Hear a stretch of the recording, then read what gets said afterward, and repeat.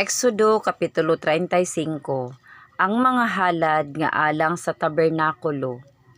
O gitigom ni Moses ang tibuok nga katilingban sa mga anak sa Israel ug miingon kanila, kini mao ang mga pulo nga gisugo ni Jehova aron pagabuhaton ninyo kini. 2. Unom ka adlaw pagabuhaton ang buluhaton, apan sa adlaw sa ikapito may usa ka adlaw nga balaan alang kaninyo. Usa ka adlaw sa balaang pagpahulay alang kang Jehova, bisan kinsa nga magabuhat sa bisan unsa nga buluhaton pagapatyon siya. 3. Kamo dili magahaling og kalayo sa tanan ninyo nga mga puloy-anan sa adlaw nga igpapahulay. 4. Og si Moses misulti sa tibuok nga katilingban sa mga anak sa Israel nga nagaingon, kini mao ang butang nga gisugo ni Jehova nga nagaingon. 5. Magkuha kamo gikan sa taliwala ninyo og usa ka halad alang kang Jehova, bisan kinsa nga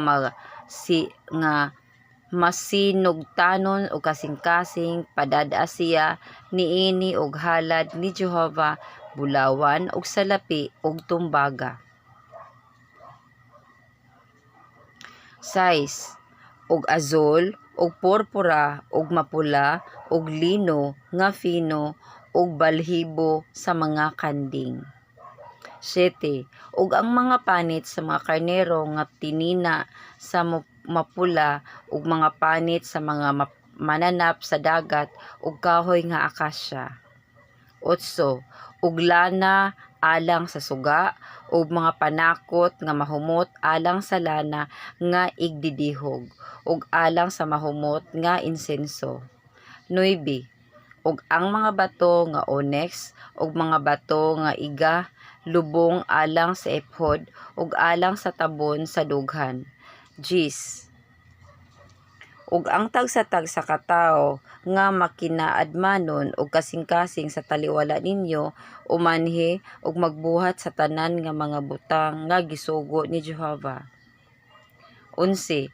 Ang tabernakulo, ang balong-balong niini, ug ang tabon niini, ang mga lugpit niini, ug ang mga tabla niini, ang mga yayungan niini, ang mga haligi niini, ug ang mga ugbukanan niini.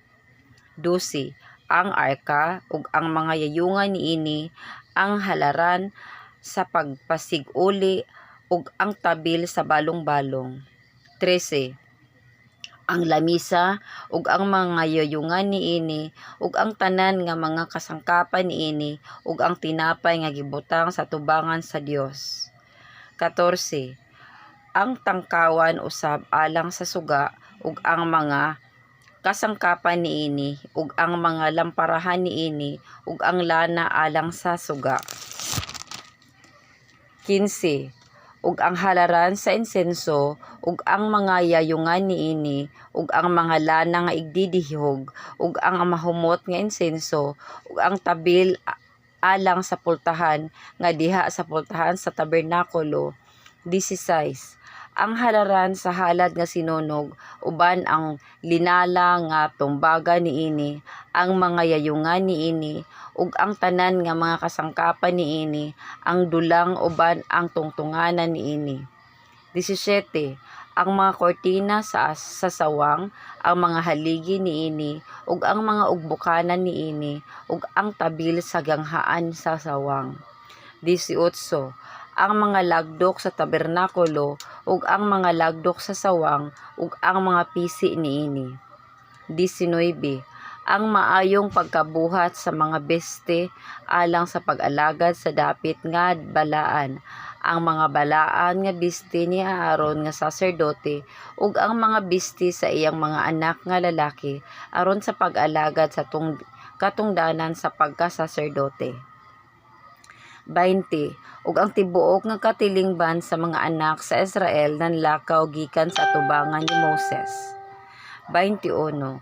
Ug nangadto sila ang tagsa-tagsa kinsang kasing-kasing nagaagda kaniya, ug ang tagsa-tagsa kinsang espiritu naghatag kaniya, ug kabubuton, ug na nagdala sa halad ni Jehova alang sa buluhaton sa balong-balong nga pagatiguman ug alang sa tanan nga kaalagaran niini ug alang sa mga balaan nga bisti.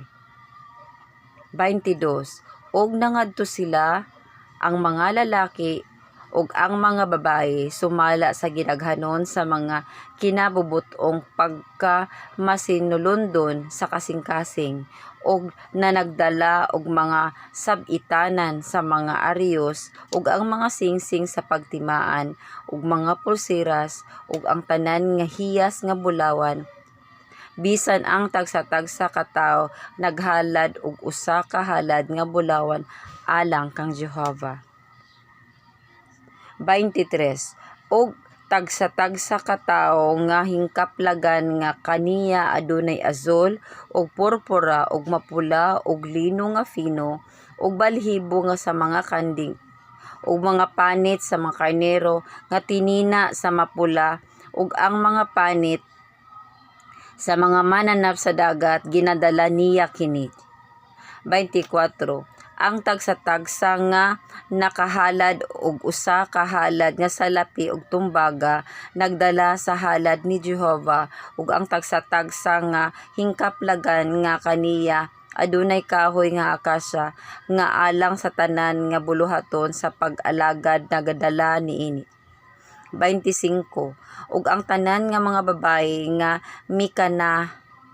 makinaadmanon sa kasing-kasing na nagkalinyas uban sa ilang mga kamot o ginadala nila ang ilang mga nakalinyas ang azul, ang purpura, ang mapula o ang lino nga fino.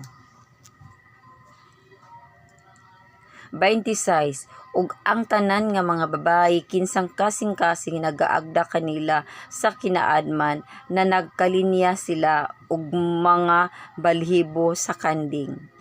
27. Ug ang mga pangulo na nagdala og mga bato nga onyx ug sa mga bato nga igalubong alang sa ephod ug sa bisti nga tabon sa dughan. 28.